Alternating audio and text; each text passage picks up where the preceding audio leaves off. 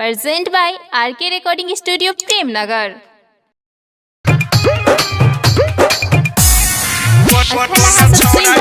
RK recording studio की प्रस्तुति।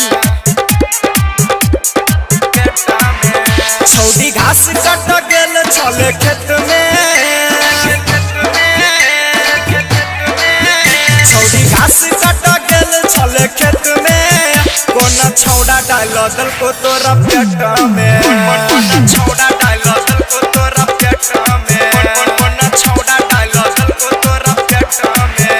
तोरा देखने छलियो छौड़ी लेता देत में, कोना छौड़ा डाल दल को तोरा पेट में, कोना छौड़ा डाल दल को तोरा पेट में, कोना छौड़ा डाल दल को तोरा पेट में। अहाँ सब अखन सुनि रहल छी आरके म्यूजिक प्रोडक्शन की प्रस्तुति। कोना छौड़ा डाल दल को तोरा पेट में, पेट में। एक चढ़ली जवानी में कैले ने ध्यान गे, यही खातिर यूज कर लेलक सामान गे, यही खातिर यूज कर लेलक सामान। एक चढ़ली जवानी में कैले ने ध्यान गे, यही खातिर यूज कर लेलक सामान गे, लेलक सामान। नशा मिला के खियल को चॉकलेट में,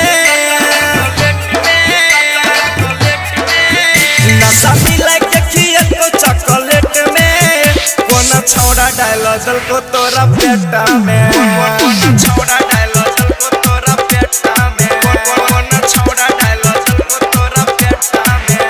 presented by RK music production, Janakpur Dham, Nepal.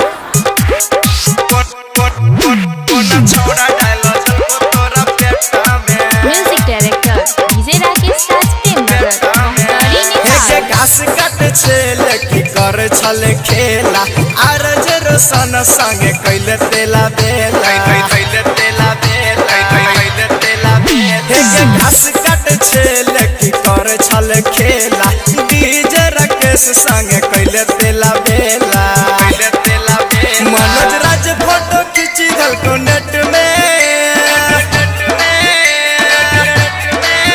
Manoj Raj photo खींची दल को नेट में, कोना छौड़ा डाल दल को तोरा पेट में, कोना छौड़ा डाल दल को तोरा पेट में, कोना छौड़ा डाल दल को तोरा पेट में।